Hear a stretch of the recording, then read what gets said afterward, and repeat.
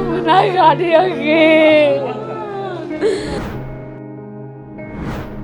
Call करी, video call मैं उठा ही नहीं पाई दीदी की कुछ।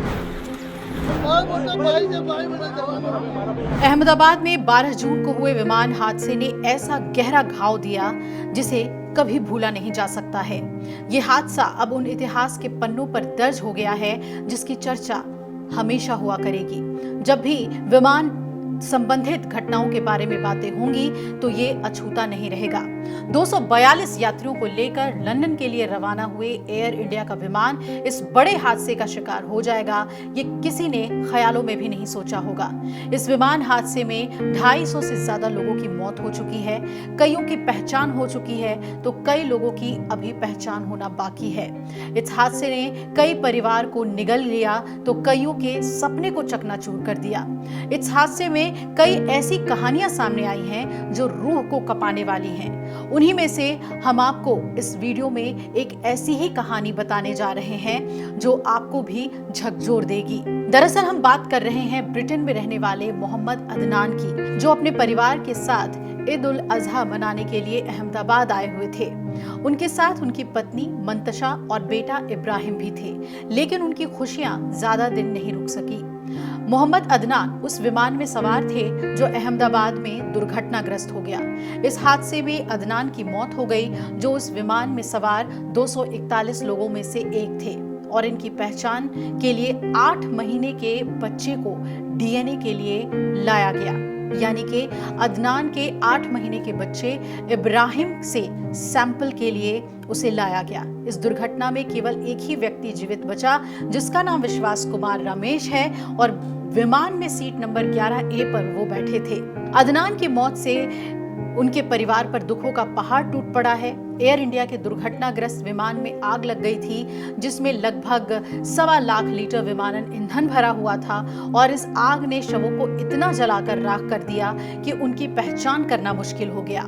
शवों की पहचान में मदद के लिए डीएनए परीक्षण किए जा रहे हैं और इन परीक्षणों के लिए रक्त के नमूने जमा किए जा रहे हैं। इस प्रक्रिया में एक दिल दहला देने वाला दृश्य देखा गया, जब एक महज 8 महीने के बच्चे को अपने पिता की मृत्यु के बाद डीएनए नमूने के लिए कतार में खड़ा देखा गया। ये दृश्य पीड़ित परिवारों के दर्द को दर्शाता है, जो असहनीय है। खबरों की माने तो मंतशा के भाई डॉक्टर नबील ने बताया कि अदनान का शव लेने के लिए उन्हें नन्हे इब्राहिम के नमूने लेने पड़े, क्योंकि उनके पास और कोई विकल्प ही नहीं था। मेरी बहन के रक्त के नमूने काम नहीं आए और अदनान के परिवार का कोई भी व्यक्ति शहर में मौजूद नहीं था। ऐसे में अदनान के बेटे इब्राहिम का ही सैंपल लेना सही समझा गया। अदनान जल्द ही लंदन लौट रहे थे और उन्होंने अहमदाबाद से गैटविक हवाई अड्डे तक के लिए एयर इंडिया की उड़ान संख्या AI-171 बोइंग ड्रीम लाइनर 7878 गुरुवार के लिए बुक कर ली थी, जबकि मंतशा और इब्राहिम 21 जून को वापस उड़ान भरने वाले थे।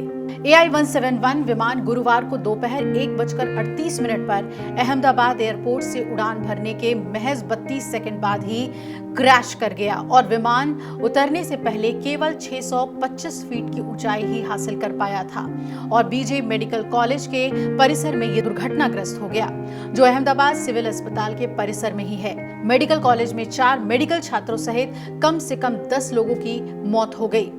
हालांकि आपको बता दें कि अहमदाबाद में गुरुवार को एयर इंडिया की फ्लाइट AI-171 ने लंदन के लिए उड़ान भरी थी और उड़ान भरने के बाद प्लेन आसमान में 625 फीट की ऊंचाई तक ही पहुंचा था कि 5 मिनट के बाद ही प्लेन क्रैश हो गया और इस विमान में 242 यात्री सवार थे, जिसमें से सिर्फ एक ही यात्री बच पाया। हादसा इतना भयानक था कि सभी की मौत हो गई, सिर्फ एक यात्री को छोड़ के। इस हादसे में भारी नुकसान हुआ। ये प्लेन जाकर बीजे मेडिकल कॉलेज के हॉस्टल से टकराया और हॉस्टल में इतनी भयानक तस्वीर सामने आई कि प्लेन से टकराने से सब कुछ तहस नहस हो गया और 65 छात्रों की इसमें मौत हो गई। वही इस घटना ने कई परिवार के सपनों को चकनाचूर कर दिया है। अगर आप ये वीडियो YouTube पर देख रहे हैं तो हमारे चैनल को सब्सक्राइब कर बेल आइकन दबाएं और Facebook पर देख रहे हैं तो हमारे पेज को लाइक करें।